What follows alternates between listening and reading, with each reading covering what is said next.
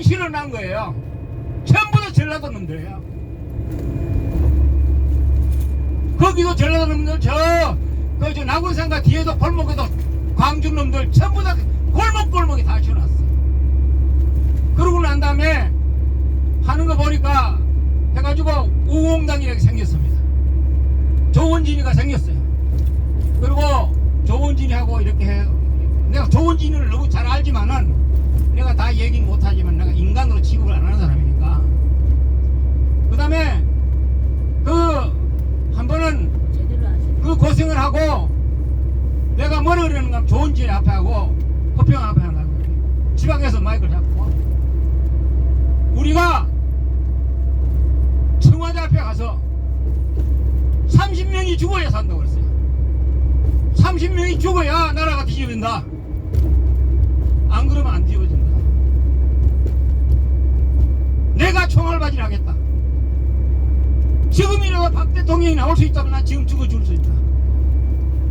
이렇게까지 얘기를 했어요. 그런데 대모 우리 공화당에서 집회를 하면서 광화문에서 청와대 가가지고 청와대 근처까지 가가지고 쳐들어가자 했더니 허평하니까 뭐라 그러냐, 뒤로 돌아서. 그런 새끼가 군인입니까? 그런 놈을 보고 나라 지키러 하겠습니까 여러분들? 그래서 보고 내가 야 그런 놈들아, 이 돈에 미쳐가지고 조원진부터 시작을 해가지고 조원진이가 항병대 총장님한테 걔가 보좌관부터 시작해서 큰애입니다. 우리 고향이에요. 제가 항병대 총장님에 후원을 했어요. 지 밑바탕분도 너무 잘 아는 놈이에요. 그런데도 나는 그게 간부 생활이고 뭐고 앞에 나서 이제 하나도 안 했습니다. 뒤에서만 죽기 살기로 한 거예요. 그런 거를 보고 내가 조원진이는, 그래 내가 항병대 총장을 찾아가가지고 조원진이랑 얘기를 했더니 얘야 조원진이 포기해라. 천만이 말씀이 점심을 싸고 커피를 한잔 하면서. 왜냐, 이규택 대표가 항병대 총장님한테 연락을 하셔가지고 서청의하고 연락을 하셔가지고 조원진을 중국에 있는 놈을 불러다가 친박연대를 해가지고 대구 가서 처음 당선된 거예요. 그래 놓고 그때부터 그 뒤에 한 2, 3년 하고 나서 항병대 총장님한테 아침 저녁으로 인사 얻은 놈이 항병대 총장님이 거기에 있으면 네가 4선도 하고 5선도 하고 학교에서 사무총장하다가 뭐다 할 거다. 그러니까 있으라 하니까 이걸 배신하고 나온 거예요. 지금 와서 인사도 하러 안 와요. 이규택 대표가 공천을 줘가지고 당선을 시켰는데도 불구하고 이 새끼가 이규택 대표 앞에 책상 씌우고 난리 난 놈이에요. 그런 개새끼입니다. 내가 상말로 해가지고. 그리고 홍문정이 있죠. 홍문정이하고 나하고 대판했습니다. 그런 식으로 세상을 살아가지 말라고. 니 혼자 살겠다고 기호 2번을 받느냐, 비례대표. 그 사무실이 난리가 났습니다. 그리고 내가 조원진이 앞에 우리 고향에 가가지고 앞에 우리 고향 사람들 있어가지고 내가 지금 죽어서 우리 대통령님이 나올 수만 있다면 난 죽어주겠다. 근데 조원진이 보고 쳐들어갈 생각 안 하고 내가 30명 이상은 죽어야 된다고 그렇게 강조했지 않느냐. 그래야 국민들이 일어날 거 아니냐. 그러고 나서 너무나 실망을 했습니다. 조원진이가 하는 꼬라지 보고. 그래서 거기를 나와가지고 내 아는 사람들 다 나와가지고 홍문정이 또 좀 도와달라고 갔더니 이것도 돈만 많지, 이게 국회의원 사설하는 놈이 일개 학생만도 못한 거예요. 그런 걸 느끼고 그 다음에 옛날 얘기를 한마디만 더 하겠습니다. 그렇게 해서 우리가 박근혜 대통령을 잊지 못하고 저는 항시 하루라도 잊지 않고 감옥에 계실 때는 밥을 떠놓고 내가 인사를 한번 하고 그 밥을 내가 먹은 사람이에요. 그런데 옛날로 들어가면은 우리가 보릿고개가 있었습니다. 나무도 뗄감도 없고 아무도 없는 그런 시골에서 살아서 고생이란 고생은 다 하고 커가지고 서러워서 어떻게든 대성공을 했다가 사고 나서 사경을 헤매고 나다 깨어나서 지금의 제2의 인생을 살고 있습니다. 우리나라에서 제일 역정능이 누구냐? 김종필입니다. 맞아. 김종필이가 유명세사를 죽인 겁니다. 박정규하고. 두 번째 역정능이 누구냐? 김대중입니다. 맞아. 죽일 놈들이에요. 보관 참셔야 됩니다. 그놈들 다. 맞아. 그리고 김영삼이 기회주의자. 김영삼이 도와줬던 사람들을 내가 굉장히 많이 합니다. 서청의부터 시작을 해가지고 김영삼하고 같이 했던 사람이 서청의입니다. 그런 놈들이 나라를 했으니까 다 말을 한 거예요. 우리 위대한 박정희 대통령이 볼의 고개를 면하기 위해서 온갖 노력을 다 하셔가지고 여기까지 만들어놨는데 이 나라가 이 지금까지 오니까 기가 막혀서 요새 집에 가면 한탄 하고 있습니다. 그 내가 토요일만 되면은 광화문을 나가서 그냥 한 바퀴 돌아옵니다. 그런데 내가 뭔 생각을 하고 있냐? 아, 이래가지고 나라가 안 되겠다. 누군가가 나서서 내가 돈이 없으니까 못 나서는데 전국적으로 해가지고 젊은 사람들과 국민들이 200만 명이 광화문을 모일 수 있는 조직을 만들어야 된다. 그래야 나라를 뒤엎지. 안 그러면 뒤엎지 못한다. 죽어도. 지금 간접 세상 아닙니까? 여러분들 정말 힘을 좀 모아주시고 이 나라가 올바른 나라가 될 수 있도록 박근혜 대통령을 지원해 주시고 여러분들에게 앞으로 건강과 행복하시길 간절히 부탁합니다. 두서없는 얘기지만 신뢰가 많았습니다. 감사합니다. 안녕히 가십시오. 말씀을 네. 하시는 그 김종필 그를 말씀하셨는데 네.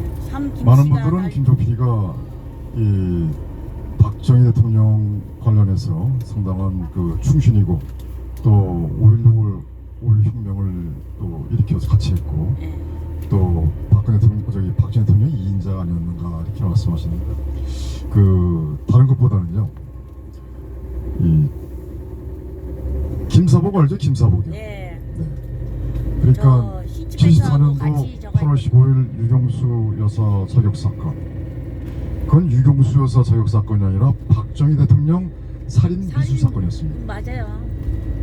김사복이 네. 근데 차를 빌렸는데. 그게 이제 유경수 여사 저격 사건으로 둔갑이 된 거고. 네. 그리고 이제 6년 후에 박정희 대통령. 1980년 5.18 당시에 힌츠 펜터라고 그러니까 이제 힌츠 펜터라는 사람은 5.18 때. 그 역사적인 자료에 그 5.18 관련 내용을 보면 지만원 박사께서 그 쓰신 내용들을 보시면은 그 5.18 당시에 그 북한군이 그 계엄군에 복장을 하고 즉 특전사에 복장을 하고 그리고 그 이제 임산부 또는 이렇게 상당히 극악무도한 그 내용을 그거를 사진 찍어서 또는 사진과 동영상을 가지고서 전 세계에다가 알리는 그 역할을 할 때 심부름했던 사람이 김사복입니다. 그럼 6년 전과 6년 후에 이걸 딱 매칭을 시켜보면은 여러분들 소름 끼치지 않나요? 동독 사람. 저는 그거를 딱 동독 사람이 그걸. 보면서 소름 끼쳤어요. 야, 정말 이 정도로 이 간첩 세력들이 본부에 침투했구나.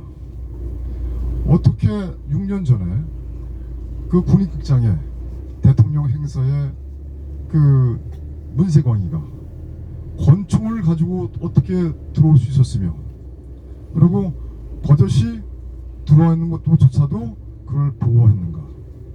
그것도 누가 보호했느냐? 보호했느냐? 당시 중부경찰서 정보계장이 출근해가지고 제일 먼저 그 군인극장 안에 있었던 문세광을 당신 누구야? 여기 와 있어. 저 무슨 장관님께서 오라 그래서 왔습니다. 나가. 나중에 보니까 또 누가 있어요. 누가 이 사람 다 집어넣나? 그랬더니 경호실에서 집어넣습니다. 그리고 바로 어떤 지침이 떨어지냐면은 경찰은 군입장 실내 식장에 들어오지 말아라. 그것은 경호실에서 다 모든 걸 다 행사를 주관하겠다. 경호를 주관하겠다. 이렇게 된 거예요. 그리고 여러분들 이제는 나갈 수 있다라는 걸까요? MBC에 그걸 보시면요, 총알 하나가 없어졌습니다. 그 특히 숭실대 그 소리 그 연구소 거기서 분석한 내용, 그 땅땅땅땅 소리를 다 분석했는데 딱 하나도 없었어요. 경찰이 찾다가 못 찾아서 나중에 보니까 경호실에서 가져왔습니다. 그 하나 자체가 그게 상당히 미스터리한 거죠. 그리고 유경수에서는 앞에서 쏴서 이렇게 넘어진 것이 아닙니다. 옆에서 오른쪽 이쪽에서 쏴서 하고 이렇게 넘어졌어요.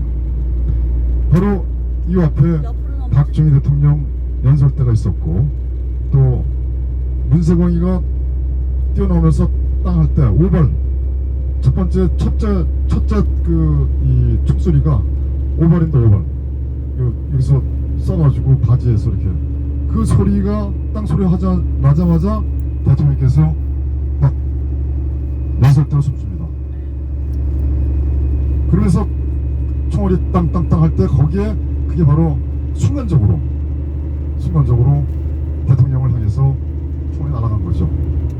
대통령께서 본능적으로 연설대로 숨다 보니까 살아나신 겁니다. 그리고 그게 유경수 여사가 마신 거예요. 저는 말씀이 막 길어졌지만 이런 것을 하나하나 추적을 하면서 정말 박정희 대통령께서 많이 우셨겠다. 말씀도 못하면서 서거리를 많이 했었을 것이다. 왜? 내부의 적에 의해서, 내부의 간첩 세력들이 많다는 것을 박정희 대통령께서 다 알면서도 말씀 못하시고 돌아가시지 않는가. 결국 김재규란 어떻게 보면은 많은 사람들은 김재규가 형무기 때문에 미국에서 죽였다고 그렇게, 그거는 북한 전북 좌익 세력들이 주장하는 논리입니다. 그렇지 않습니다. 박원순과 김재규의 사위랑은 아주 막역한 친구 사이입니다. 지금도 아니고 했지만 김포대학교 이사장일 겁니다. 그리고 그 김재규의 집이 참여연대 이 옥인동에 있는, 현재 그게 김재규의 집이 참여연대 현재 사무실이고, 그리고 김재규 집이 박원순이가 28억의 전세를 얻은 그 집이 바로 김재규 집입니다. 그러니까 김재규의 사위 집이죠.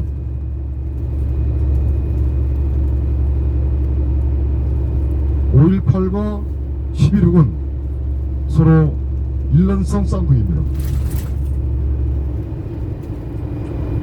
일반인들은 어떻게 생각할지 모르겠지만 일란 쌍둥이입니다. 그리고 그 전에 사북 사태, 그 다음에 붕어 사태, 일란 쌍둥이죠. 그래서 조금 전에 어르신께서 말씀하셨던 김종필 공감합니다. 그리고 상당히 박정희 대통령께서 가슴을 얼마나 아프셨으며 또 속으로 얼마나 우셨는지, 그리고 박정희 대통령께서는 유경수 여사가 돌아가시면서 많이 정신적인 혼란을 겪게 됩니다. 결국은 유경수 여사는 정신적 지주였었어요.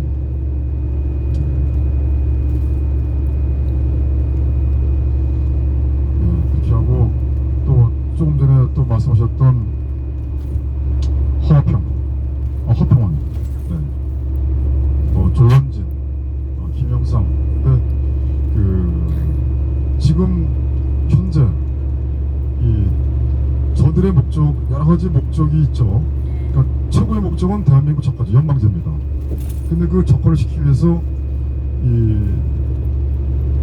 기독교회 정의사회 구현 사재단이 있죠. 사재단. 정부사. 그 간첩 세력이죠. 사재단. 그 다음에 이쪽 그 불교회 실천승가회. 그러면 기독교는 없을까요? 여러분들 도시산업선교회 아시죠? 임명진이가 그 주도했고, 물론 임명진이가 다 주도한 건 아닌데, 그러나 사실은 임명진이가 주도한 거죠. 도시산업선교회 임명진. 그 임명진은 국힘당이 이 비상대책위원장을 뽑을 때 항상 이 나타나는 장본인입니다. 예, 임명진. 잠깐만요.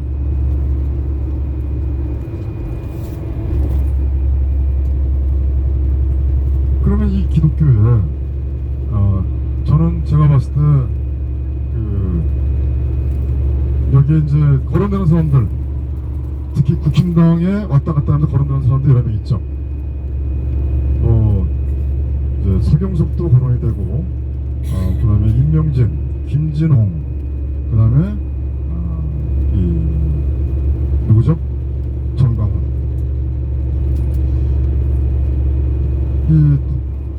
지금 현재 가장 그 자유보수 우파단체에서 주장해야 할 게 4.15 총선입니다. 부정선거입니다. 부정선거를 규명하지 못하고 부정선거를 막지 못하면 아무것도 못합니다. 자유민주체제의 자정기능이 가장 큰 게 선거예요. 선거에서 모든 걸 다 바꾸는 겁니다. 근데 선거가 다 부정해요. 선거가요.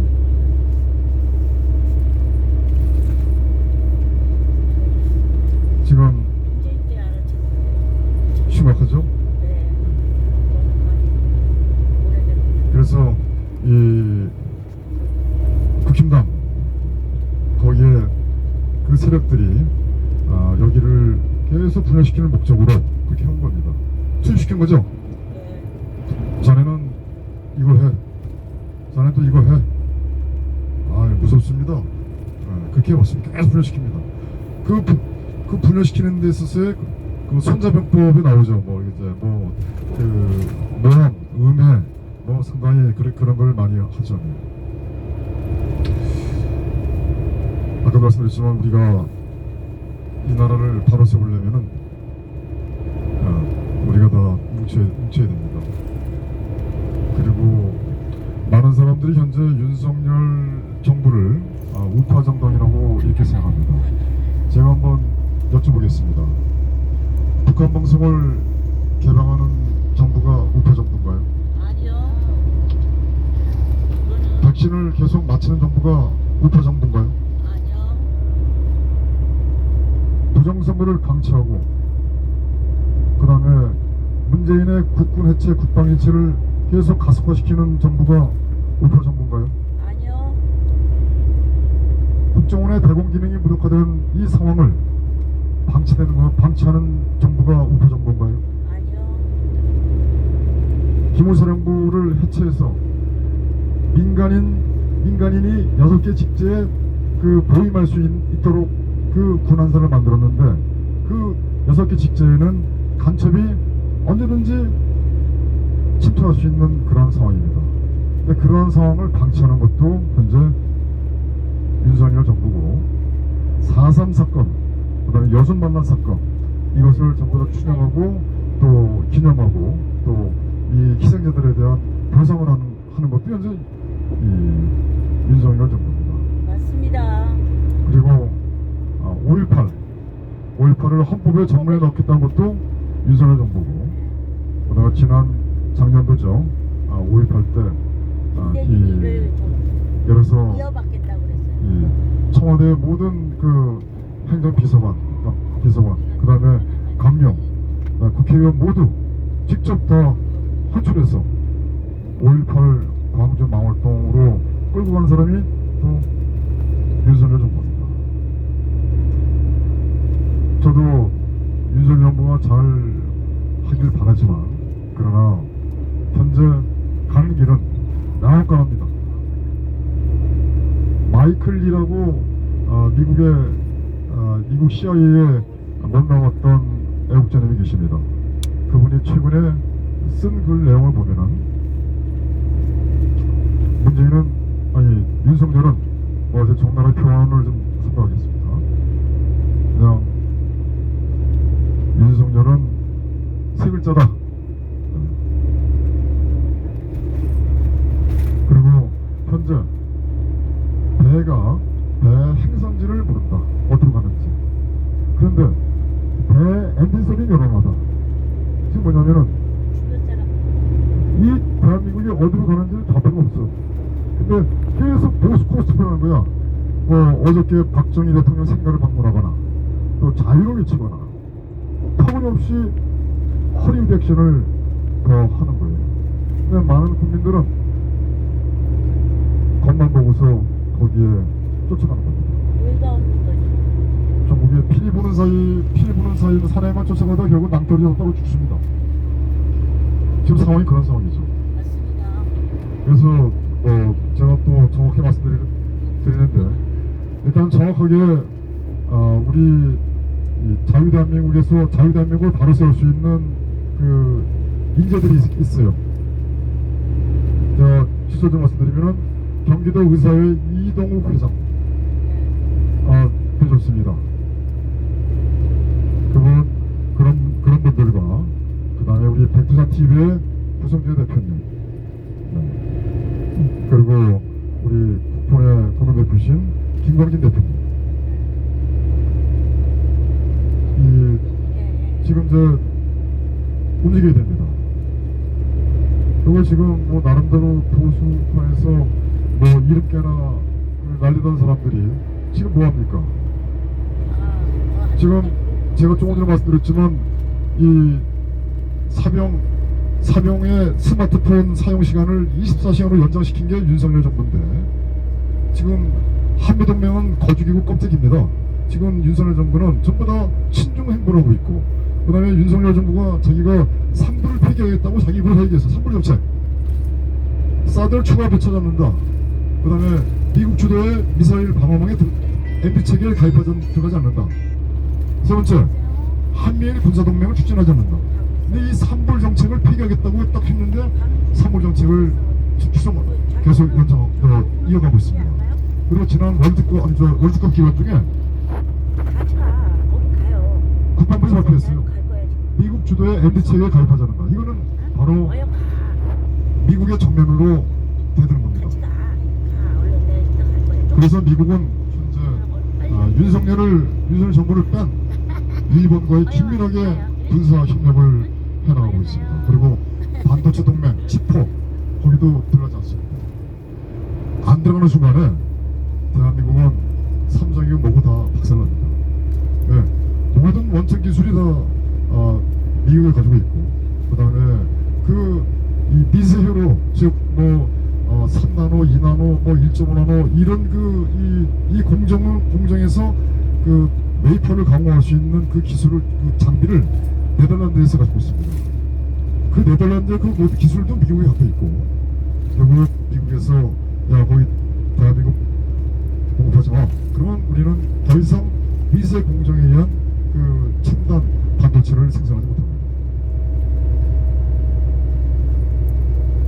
지금 언론은 반대로 가고 있죠. 네. 참고적으로 하나 더 말씀드리겠습니다. 우크라이나 전쟁. 언론에서는 완전히 우크라이나가 선이고 러시아가 악으로 보도합니다.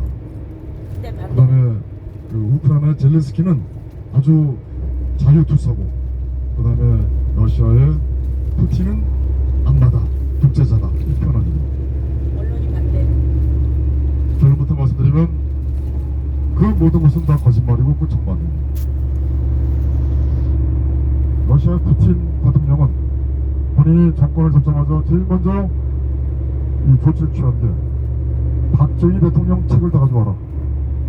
그래서 박정희 대통령의 그 사상을 철저하게 공부했고 그리고 우리 대한민국에 대한 그 호감도가 상당했습니다.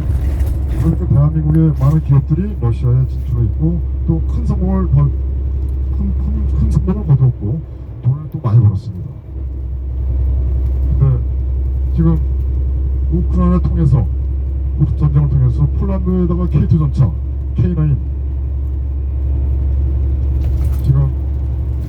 러시아는 이 박정희 대통령 그 체제라고 봐도 지금 편합니다. 즉, 이 푸틴 대통령은 박정희라 보고, 그다음에 이 러시아는 자유민주주의 국가입니다.